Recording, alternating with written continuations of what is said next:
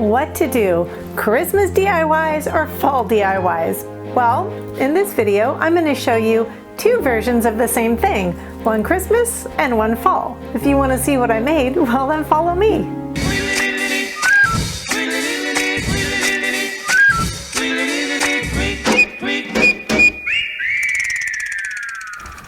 What's up, Glue Dots? I'm Elaine, the Midnight Crafter. So I know some of you may host Christmas, while others of you may host Thanksgiving. Some of you host neither, which lucky you, you just get to go and eat and enjoy. But for those of you that do host or that like to decorate your tables for these events, I'm going to show you two different versions of some little flatware holders that I came up with. For me, I host Thanksgiving every year. I know this year's going to be a little bit different given the circumstances, but generally, I host Thanksgiving. So I made some little silverware holders that help to really decorate up my table and add a really nice feel to it. Just so happened I had already planned this DIY, and today when I was at Bed Bath & Beyond, I saw almost the identical thing for sale. Look.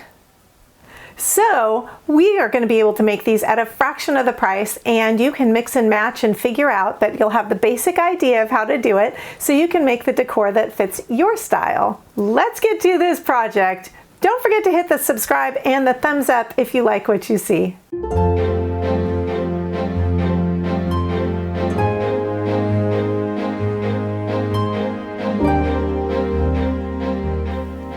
I'm going to be starting out making the fall decor style first, so I wanted to show you this roll here of burlap ribbon is from Walmart, and I got it for $4.47, and there's a lot on there.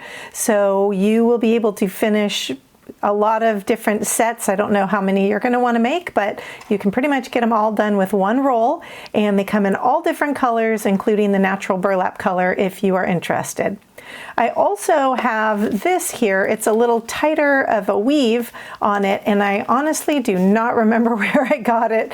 Could have been from Walmart, could have been from somewhere else, but I will show you the two different versions in case you are able to find something like this as well. We're going to start out by cutting a 13-inch long piece of the burlap ribbon. And very simply, now it's up to you entirely if you like that frayed edge. What you're going to want to do is cut off the part that is sewn here. There's a sewn edge to purposely keep it from fraying. You would want to cut right along that and remove that so you can fray some of the edges. I will show you both styles so you can see what I mean. So in order to fray this, as I said, we're going to cut this little edge off here.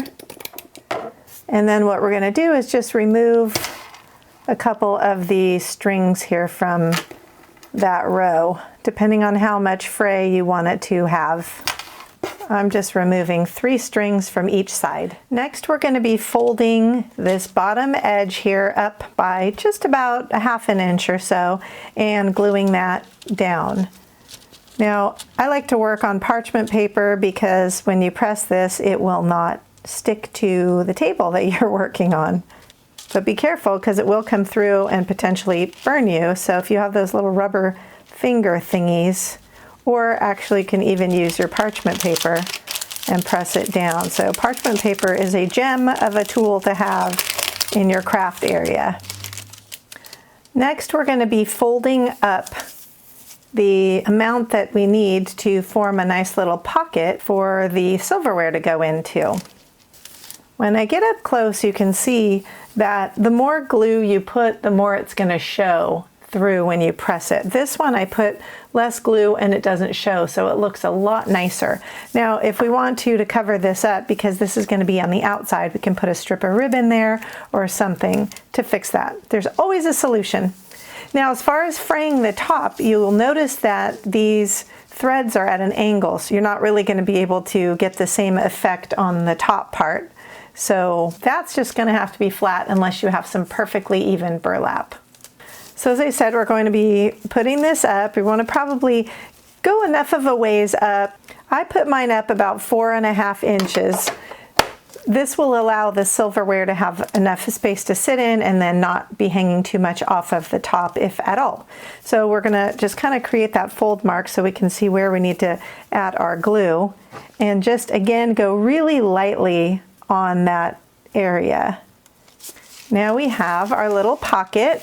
Next we're going to start working on a little bit of the embellishments, and we're going to start by cutting a 5-inch piece of the burlap ribbon.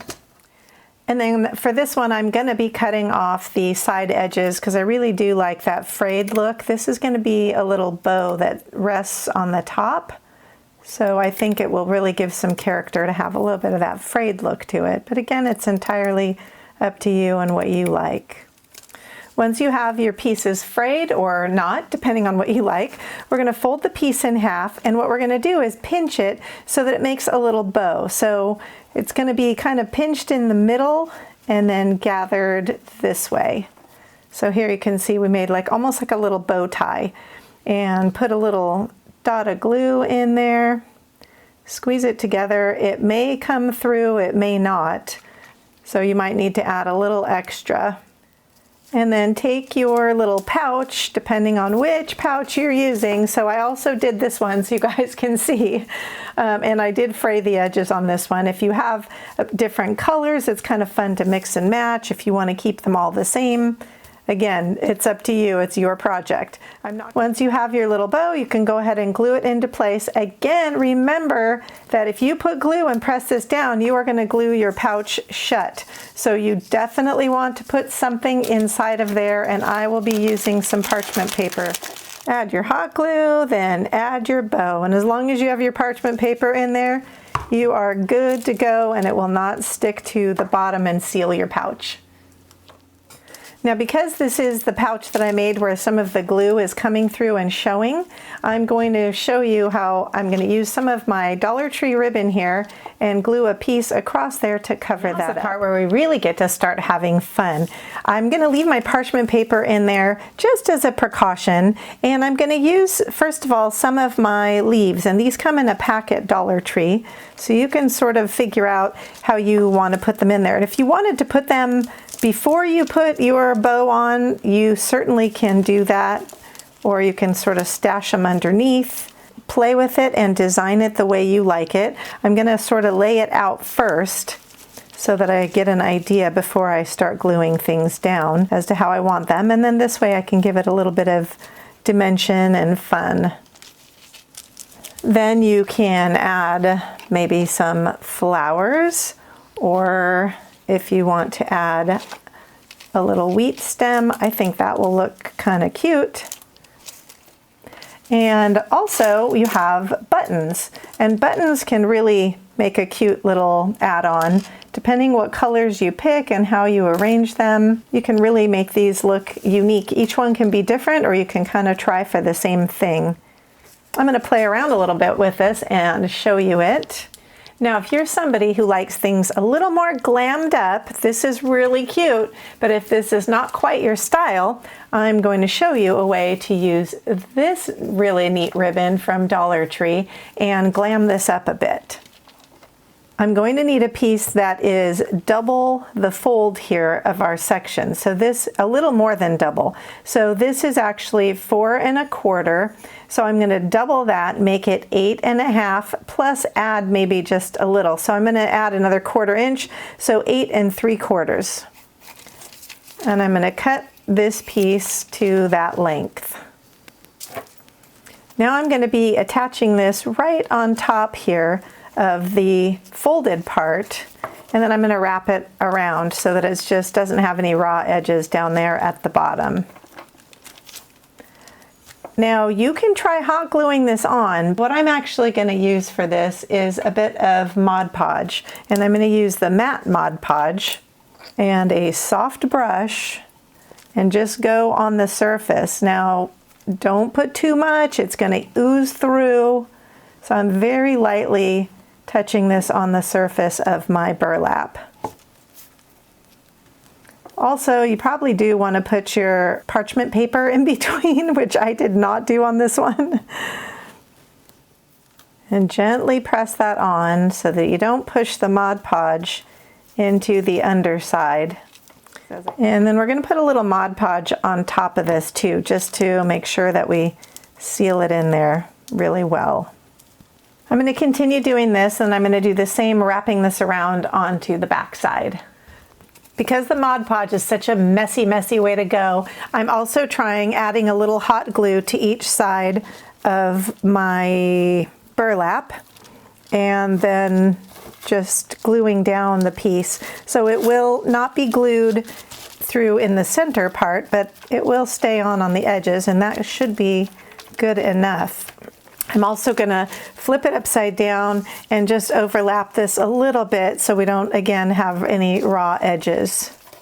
I'm not putting a lot of hot glue because I don't want it to squeeze out and show. So just very lightly along that edge. This is a much less messy way to go. It's probably a good idea to glue down that top edge as well so that it doesn't end up pulling apart at some point. I'm going to trim the extra little bit that hangs out longer than my burlap because this is a tad bit wider.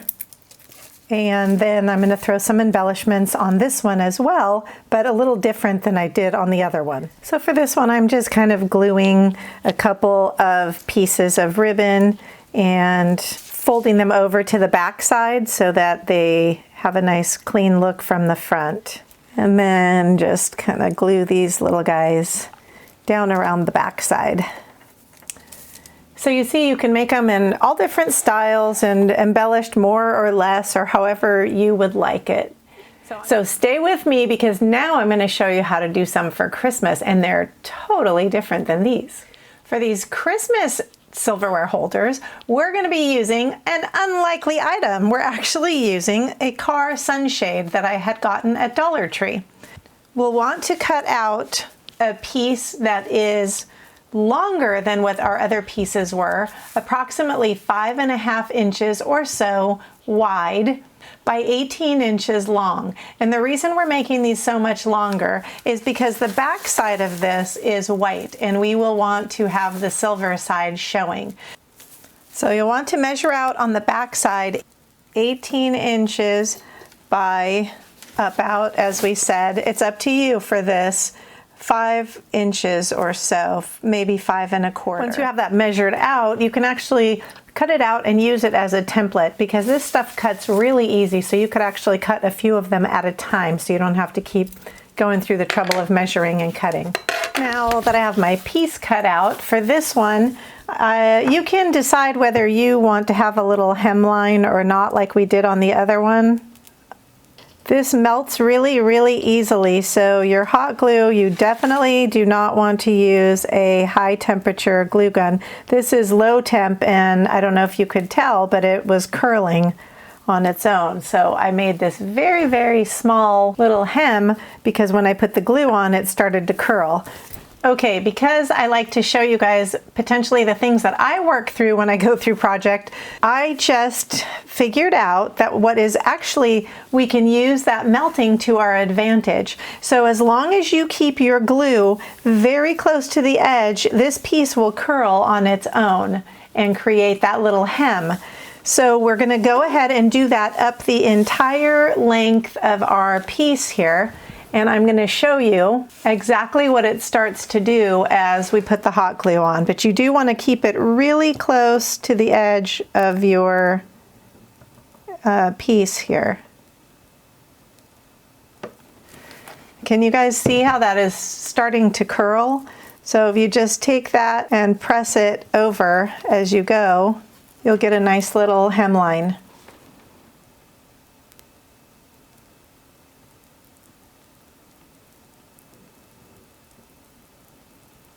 It almost entirely curls itself without you having to do much of anything.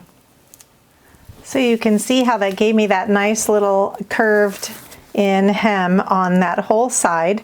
And now I'm going to go through and do the other side. So 3 sides are done. This last side doesn't need to get done because that is the part that's going to be on the inside of the whole thing here. So this is going to be our pocket down here at the bottom, and then we can make this as long or short as we want it to be. We're basically doing the same thing like we did with our burlap piece. So the nice thing about having this edge is that now we can actually put the glue on here to stick this closed. So this is my upper edge. I'm going to go ahead again and put glue right down the line on the silver part now because this doesn't melt, and attach the top piece. So we've now sealed this. We'll do the same thing on this side. Now that's the top, remember. And then now we have our bottom part, our 4 1/4 or 4 1/2 inches that we're going to glue up, creating our pocket right here for our silverware. So that mistake, or so thought mistake, of the stuff curling and maybe thinking I needed to use different glue ended up actually being something that worked to our benefit. So I love that. I love when stuff like that happens. Yay! But I did want to show you that so that you can see that, you know, don't give up. Keep going, keep going. There's solutions to everything. Okay, so now that we have our little pocket made here, we're going to decorate it. And one of the things that I want to do is use this same way we did with the other one with the burlap. I want to use this gold flower ribbon that I found at Dollar Tree, and I want to put that on top. I really like the contrast of the gold and the silver. And gold just looks really, really good. So for this, I'm going to actually turn it sideways to save some of the ribbon itself, because we're going to just fold it over onto the back side. And I'm going to cut a piece the width of, or actually maybe just a little wider to be safe, because I can always trim it. But I'm going to cut a piece that is approximately the width of the holder here. Then we're just going to add our hot glue the same way we did on our other project with the burlap a little bit. And once that is all cooled off, we're going to cut off the excess little bits here. Now if you'd like, you can add more of this up on the top part, just on the bottom. It's up to you. If you wanted to add it to the top, I probably would have done it before folding everything up. But anyway, now's where we come to the fun part. So I have this feather boa because I like the white. I feel like it's very Christmassy and wintry. I have some of these left over, little ornaments. I also have these bell ornaments, or I guess it's maybe a garland. And then I also have some of these red and green bows. These are all from Dollar Tree, all these little embellishments. So I'm just going to kind of play with this. I'm going to pull a couple feathers off of my feather boa and play with them and sort of glue them in place. And then I think what I'm going to be doing is maybe taking a couple of bells, or I don't know, maybe even a snowflake, but kind of play with this and do whatever you think, your style that you might like. Put some different things in place and get a feel for what looks good to you. Are you getting value out of this? If you are, don't forget to hit that thumbs up button and subscribe for more unique and unusual projects like this one. You can make each one the same, you can make each one different. Just have fun with it.